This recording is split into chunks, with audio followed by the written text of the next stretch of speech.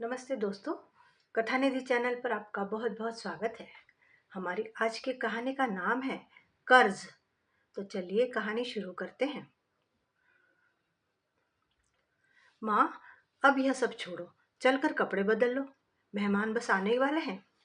बाकी का काम रामचरण जी देख लेंगे, कहते हुए मैं माँ को खींचकर कमरे में ले गई। माँ का सूटकेस खोलते हुए मैंने कहा, तुम्हारे लिए मैं साड़ी निकालती हूँ, तब तक तुम हाथ मुंह धो लो। माँ, सुबह की लगी हुई हो, पसीना पसीना हो रही हो। अपनी बात खत्म करते हुए मैंने देखा, माँ तो पलंग पर बैठ गई है, निस्पंद होकर। थक गई हो ना? मुझे पता था माँ, तुम फ्रेश होकर आराम कर लेना। विनीता, माँ ने धीरे से कहा, कपड़े बदलना क्या जरूरी है? तो क्या इन कपड़ों में बाहर आओगी? जानती हो आज खाने पर कौन आ रहा है? कौन? पापा जी के खास दोस्त हैं। पिछली सरकार में मंत्री के पद पर थे, पर आज भी उनका रुतबा कम नहीं है। पर दोनों मियाँ बीवी बड़े डाउन टू अर्थ है। आंटी तो मुझे इतना प्यार करती है। तुम्हें लगता है कि मुझे बाहर आना पड़ेगा बेटी? मतलब माँ, खाना तो साथ ही में खाएंगे ना। ऐसा मत सोचना बेटी कि मैं लगाई बुझाई कर रही हूँ। तुम लोग 2-3 दिन यहाँ नहीं थे तो मेरा खाना कमरे में ही आ जाता था, चाय और नाश्ता भी।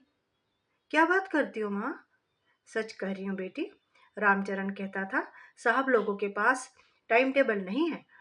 अम्मा जी, आप तो समय पर खा लिया करो।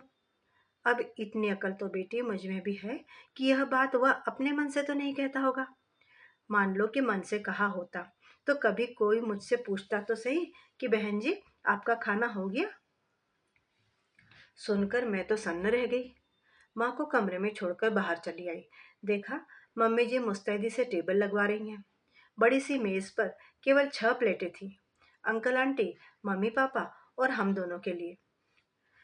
दुख भी हुआ और गुस्सा भी आया। माँ का अनुमान सही था।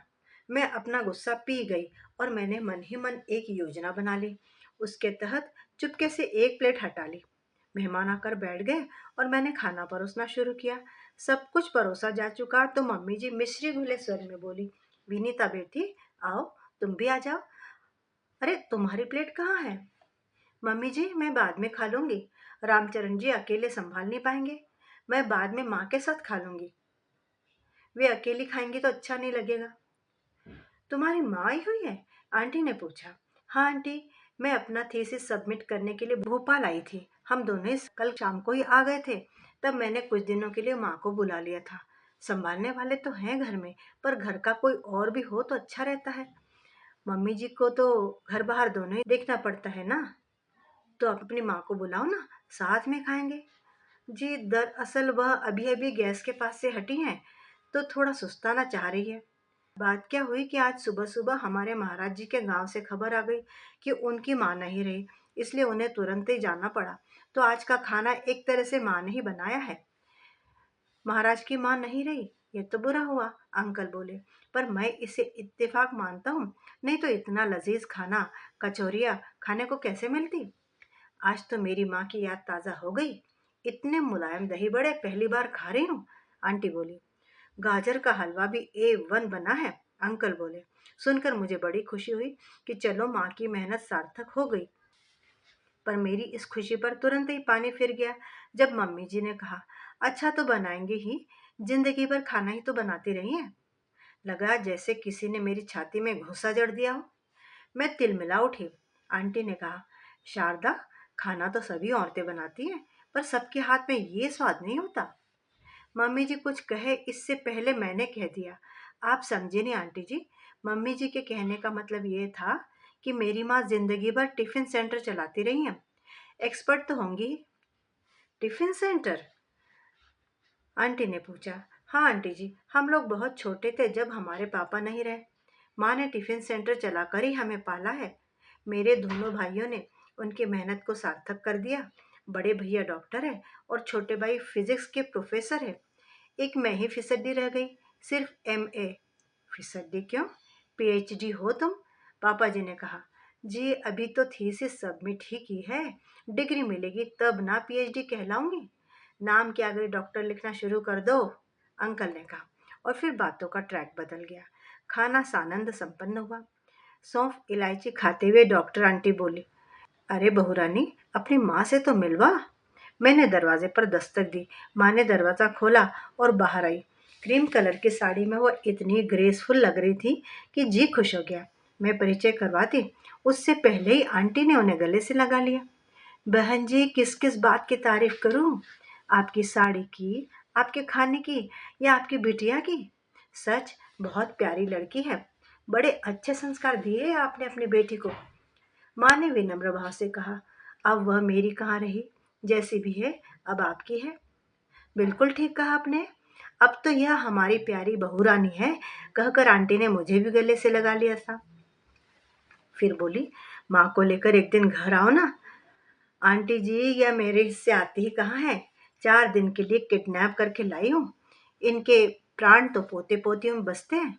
दोनों भाभियाँ जॉब करती हैं, बच्चे इन्हें सौंप जाती हैं। दिन भर आंगनबाड़ी चलती रहती जैसे घर में। भाग्यवान है बेटा वे बच्चे जिनके सिर पर दादी का हाथ है। अच्छा, मैं चलूं अब? आपसे मिलकर बहुत अच्छा लगा। फिर एक बार गले मिलकर वे चल दी। मैं भी उनके पीछे चल दी।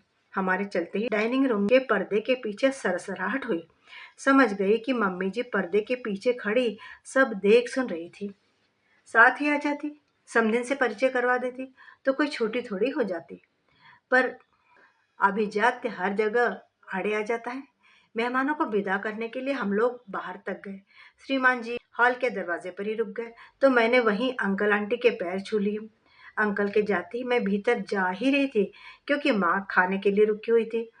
मैं मुड़ी थी कि उन्होंने कहा, सुनो, मैंने देखा इनकी आंखें अंगारे से जल रही थी। यह टिफिन सेंटर की बात जरूरी थी? बात तो मम्मी जी ने उठाई थी।